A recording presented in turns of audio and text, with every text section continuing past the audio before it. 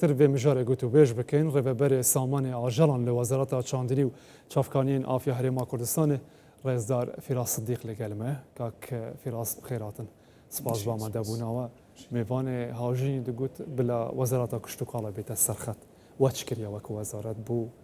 خودی پروژین خودم کرنا مریشکن. بله. وکویی که لبشک لرپورتاژ که آماجی پیادرا اما لهریمی کردستان لبرهمی مریشکا آسی خوبجی مانتی پراندو بریک برهمی زیاد بانه. طبعا باشترین بازار بازار کردنی او برهمی که لپیداویستین او خوی هریمی کردستان زیادتره بازارکانی خوارون او راسی عراق. ئەوەی کە حەزەکەی ئاماژەی پێ بدەین ئەوە عێراقا ڕێگریە کات لە چوونیەم بەرهەمانی هەرێمی کوردستان بۆ خوار و ناوەڕاستی عێراق لە کاتێکدا ئەمە لە کاتێکدایە کە عێراق پێویستی بە بەرهەمەکانی مریشکە لەبەری لە مریشکە عێراق نەگەشتۆتە ئاسی خۆبژێوی ساڵانە نزیکەی 1 ملیۆن تۆن پێداویستی عێراقە بۆ گۆشتی مریشک و ئەوەی توانای عێراقەوەی کە ئێمە لەگەڵ دانیشتەکانمان لەگەڵ وەزارەتی کشتوکاڵی عێراق بۆمان دەرکەوتووە داتاکانیان ئەوەیە کە عێراق توانای بەرهەمێنانی ساڵانە تەنها 300,000 تۆن کاتە پێویستی پێوێت 700,000 تۆن عجزی هەیە باشە بۆ ئەو عجزە و بووکردنەوەی ئەو ڕێگانە هەناردەکردنی یە هەرێمی کوردستان بۆ پارێزگەکانی دیکە ئێوە لەگەڵ وەزارەتە لایەنە پەیوەندیدەرەکانی عێراق کەوتونەتە گوتوبێ چەندین جار پێشووتریش وەڵامی ئەوان چییە بوو بەردەوامیدانی ئەم ڕێگریە وەڵامی ئەوان هەر جارە و داوای شتێکەکەن ئەینەن لیژنەکانی موچەوەی کە گوزارێت لە بابەتی موچەیە بە نەتیجە فەرمانبەری حکوومەتی هەرێمی کوردستان و هاوڵاتێکی ئەو وڵاتین و مطالعەمان هەیە بە نوعێ لە نەوەکان و دەبینین ڕۆژانە لیژنەی هەرێمی کوردستان ڕۆژێک دەڵێن قایمانە بنێرن بەو شێوازە بە ناوی چواری ڕۆژێکی دیکە داوای شتێکی دیکە دەکەن وەکو کەسێکی فەنی من بە حکمی مشارکی کۆبنەوەتەکان بووم لەگەڵ حکوومەتی عێراق هەمان بابەت بووە تەسەورەکەی ئەمڕۆ چوین وتیانە کاکە پرۆژەکانمان بۆ تەسجیلکەن بۆمان تۆمارکەن بەو شێوازە بە قایمە بۆمان بنێرن بۆمان ناردوین باشە گرفتیان لە ناردنی لە چوونی گۆشتی مریشک بۆ نمونە بۆمان جێبەجێکردن بۆ شێوازی کە دەیانەوێت تەرجمەی شەهادەکان تەرجمەی مۆڵەتەکان بۆمان کردوون بۆمان ناردوون بۆ سبەینەکەی سەیرەکەم جاهاتون بەرهەمی کارگەکانی ئالیچیان ڕاگرتووە باشە بابەتێکی دیکەوەمە ئەوەی خوێندنەوەی خۆمانە کاک یعنی ئەوەی کە ئێمە تەتەلوعمان هەبوو لە کۆبنەوەکان و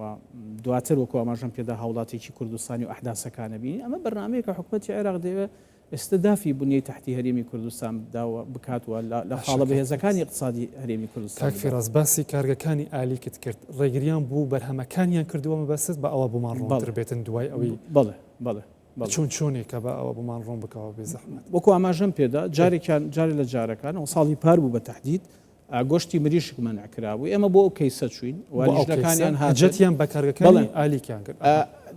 ئەوە بوو کە لیژنەکانیان هاتن بۆ هەرێمی کوردستان ئێمە چوین بە لیژنەیەک دوای ئەوان هاتن پرۆژەکانمان پیشاندان لەسەر ڕێی خۆمان وتمان بە کارگەکانی ئالیکشیان پیشاندەی بۆی بزان هەرێمی کوردستان ئینتاژی چۆنە باوەڕێکی تووشی سەرسوڕمان بوون کە داخلی پرۆژەکان بوون کە چوونەوە بەغدا یەکسەر بڕیارێکیان دەرکرد بەرهەمی کارگەکانی ئالیک منعکرا من یە قسەی جەنابی سەرۆک وەزیرانم بەبیر هاتەوە کە لە باوەکانی ڕابردووە ئاماژەی پێدا ئێمە باجی پێشکەوتنی خۆمانە دەین بالفعل واتە پێشی ئەوەی بە چاوی خۆیان ببینن چ کارگەی پێشکەوتووی بەرهەمێنانی ئالیکمان هەیە ئاسایی بوو هەناردە دەکرا ئێستا ئەویش هەناردە نەکرا ڕێگری لێ دەکەڵێ بزانی تەسەور کە باوەڕکەگە پێش نەکەوتینە واگە تەتەورمان نەکردایەوە ئەگەر خاوەنی پێگەیکی اقتصادی باش نەبووینە و ئەگەر خوارو ناوەڕاستی عێراق لە هەرێمی کوردستان باشتر بووە لە ڕووەکان باوەڕکە هیچ ڕێکارێک بەرامبەر حکوومەتی هەرێمی کوردستان و خەڵکی هەرێمی کوردستان ناگیرایە بەر ئەوەی کە ئەکرێت لێدانەوەکو ئاماژەم پێدا لە اقتصادی هەرێمی کوردستان خۆم لە لیژنەکان بووم و ئەوەی کە ویستویانە ئەوەی تەڵەبیان بووە بۆمان تەسەورەکەی جارێک لە جارەکانی اتفاقمان کە ڕێک کەوتین یعنی ئەمە لە کاتێکا پێویستی یعنی تۆ بزانە حکوومەتی عێراق ئامادەیە 700,000 تۆن مریشکی قاچاغی باشە کوالیتی خراپ دەرخواردی خەڵکی خۆی بدا بە نرخێکی گرانتر ئامادە نییە بەرهەمی کێڵگە پەلەوەریەکانی هەرێمی کوردستان بداتە خەڵکەکەی خۆی خۆ هەر نەبێ جانبێکی تر هەیە ساغڵەمتران بەرهەمانە خۆ عێراق لە لایەکی ترەوە تۆ بەڵام لەبەرەوەی ئامانجێکی گەورەترە و دیدگاکەی و ئەو پلان و بەرنامە ڕێژی بۆ هەرێمی کوردستان بەرنامەیەکی گشتگیرتر و گەورەترە فەدێت ئامادەیە بە قاچاق لەلایەکی تری شەودڵی قاچاقچیەکانیش ڕازیەکە بابەتە وە کارێکیش بۆ ئەوانەی لە بازگەکان چکە بیرمان نەچێت جاویستم لەسەر ئەو وەسم لە میوانەکەشمان لە سلێمانی بیستت ئێستا باسی قەدەغە دەکەین ڕێگە نادا بە فەرمیوانە بەڵام لەو چوونیش هەیە بەرامبەر چونی ئەوە دەکرێت ئەوەش بە قاچەق دەبرێ بەرامبەر بە پارەیە یان چۆن ئەمەش یەکێکە لە ئامانجەکان جگە لە بابەتە عامەکە کە باسمان کرد لێدانە لە اقتصادی هەرێمی کوردستانەوە دەیانوێت ئەوەی کە هەیە ئەو پێشکەوتنی هەرێمی کوردستان ڕایگرن لاوازیکەن لەوەی کە هەیە نەیهڵن پێشکەوتنی زیاتر لە هەرێمی کوردستان بڕوە لایەکی ترەوە بە تاکید کاتێت تۆ قەدەغەیەکەیت ئەم جافیئەیەکی تر گروپێکی تر دێنناو بابەتەکە ئەو گروپانی کە مسەیترن بەسەر بازگەکان لە خواردنەوەڕاستی عێراق بەڵێ بە پارە تەمان بازگەکان بۆی شتەکە بەوازحی بگە مەبەستمان بازگەکانی ژێر دەسەڵاتی حکوومەتی عێراقە بە پارە تەبان ئەگەر وەزع نۆرمال بێت و بار ئاسایی بێت خەڵک لەوانێ مەجبور نەبێ پارە بدا بەڵام لە دۆخێکی وایە هەر ئەمە شەوای کردووە زۆر جارۆکۆ ئاماژەم پێدا ڕێگرەکان واکان بەرهەمانە ناوخۆی هەرێمی کوردستانە بمێنێتەوە واکات نرخدا بەزێت وەلایکی ترەوە واکات کە زەرمەند بوونی خاوەن پرۆژەکانی لێ بکەوێتەوە زەرەرەکان گەورەتر بوونە بێگومان تا ئێستاوە ماوەیەکی زۆری پێچ و 5-6 مانگە ئەو قەدەغەیە گەورەتر بووە بەداخەوە بەڵێندا ئەو زەرەرە زۆرە ینی تەخمین ناکرێت ینی من لە ماوەکانی پێشووە ڤیددیۆی هاوڵاتیکی کە چێشخانەی هەیە لە بەغدا بینیم بە برادێکی خۆمانەمود لە وەزارەتم ئەمە سەبەبەکەیە کە حکوومەتی عێراقیکە لە سەبەبەکانەوەیە چی ئاماژەم پێدا دیعای بۆ مینی خۆیەکە خواردنی خۆیەکات چێشخانێکی شعبی بەناوبانگە چۆن لە هەرێمی کوردستان سەر لە شارەکانی هەرێمی کوردستان هەن یعنی ئەوانە بەناوبانگن لەناو دیعاەکە دەڵێ ئێمە بەرهەمی هەرێمی کوردستان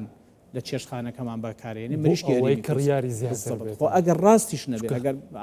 دەمان مەبەستە تۆ کاتی ئەم قسەیە فڕێدی لە میدیا لە سوۆسیال میدیا و دیعای بۆ بەرهەمی خۆتەکەی دیارە دەزانێت خەڵک ڕغبەت خەڵکی ئاسایی دەزانێت کە تاقی کردوتەوە بیانەکەی تاقی کردووە و ناخۆشی خەڵک نەک ئەوەی تاقی کردوتە خەڵک ژیاوە لە هەرێمی کوردستان خەڵک ئەزمموی کردووە خەڵک تەماسی لەگەڵ حکوومەت و دام و دەستگاکانی حکوومەتی هەرێمی کوردستانە هەبووە خەڵکی خوار و ناوەڕاستی عێراق لەگەڵ هاوڵاتی کووردا تێکەڵ بوون سیقە و متمانەی زیاتریان بە هاوڵاتی کووردا سیقە و متمانەی زیاتریان بە دام و دەستگا و مؤسساتی حکوومەتی هەرێمی کوردستانە بۆیە هەر بەرهەمێک لە هەرێمی کوردستان لەژێر چاودێری و ڕقابی مؤسساتی حکوومەتی هەرێمی کوردستان بەرهەم بێت بە دڵنیایی و سیقەیەکی زیاتریان پێ و ئەو بەرهەمانە دەکڕن و دێمە سەر ئەو خاڵی کە وەکو جەنابی سەرۆک وەزیران ئاماژەی پێدا ئێمە باجی پێشکەوتن و باجی کوالیتی بەرزی بەرهەمەکانی خۆمان هەوڵ هەبوون بوو هەناردەکردنی بەرهەمەکانی پەلەوەری بوو دەرەوەی وڵات ئەوە گەشت بچە بەڵێ طبعاەوە هەوڵە وەکو ئاماژەدا ینی لە هەوڵداین هێشتا ینی لەسەر و بابەتە کارەکەی و دەمانێت ئەسعار وەرگین گرفتمان هەیە لە گواستنەوە حقەتکردی نەقڵ لەوانەیە بۆ وڵاتانی کەنداوانە تۆزی زەحمەت بۆ هەرێمی کوردستان لەوانەیە کولفەکەی زیاتر بێتەوە ئەوەی کێکە لە گرفتەکان لە هەوڵی ئەوە داین چۆن بتوانین کولفەی نەقڵ و گواستنەوە یەکێک لە گرفتەکانی دیکەشەوەیە خۆگەر ڕێگای بەڕی بێت و بەکاری بێت دیسان لەگەڵ حکومەتی عێراق لێرە گرفتمان بۆ دروستە بێ و کێشەمان بۆ دروستە بێت ئەوەی کە گرنگە من لێرەیە وەکو هاڵاتێکی ئەرهێمی ئەو هەرێمی کوردستان وەکو کادرێکی فەنی